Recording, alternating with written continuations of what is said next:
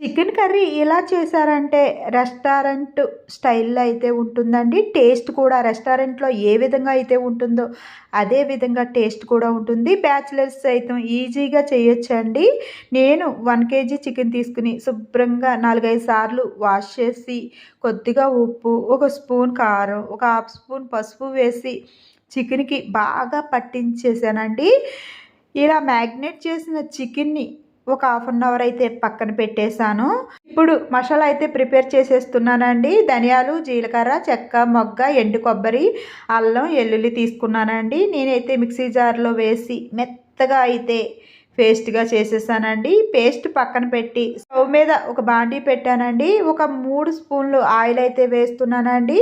4 మొగ్గ, ఒక చెక్క, 3 బిర్యానీ ఆకు అయితే వేసానండి. ఒక్కసారి అటు ఇటు కలిపి ఒక 3 ఉల్లిపాయలు, 2 పచ్చిమిర్చి సన్నగా తరిగి వేసాను. అటు ఇటు కలుపుతూ ఒక 5 నిమిషాలు అయితే మూత పెట్టానండి.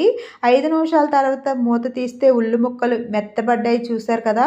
ఇలా మెత్తబడ్డ ఉల్లి ముక్కల్లో మ్యాగ్నేట్ చేసి పెట్టుకున్న చికెన్ అయితే వేసేసి పైకి కిందకి పైకి కిందకి బాగా అయితే కలిపేసానండి.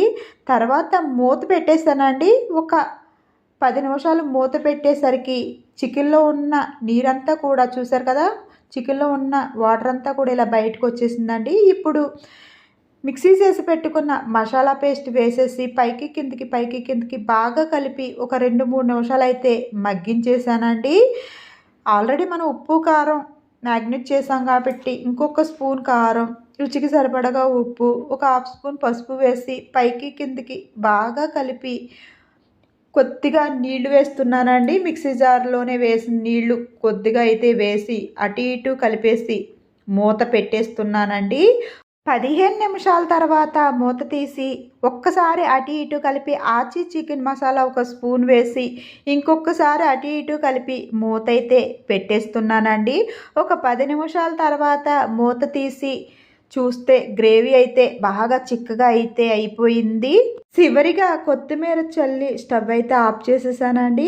వేడిగా చికెన్ కర్రీ అయితే రెస్టారెంట్ స్టైల్లో అయితే రెడీ అయిపోయింది. ఈ వీడియో మీకు నచ్చితే ఒక లైక్ చేయండి. నా ఛానల్ని సబ్స్క్రైబ్ చేసుకోండి.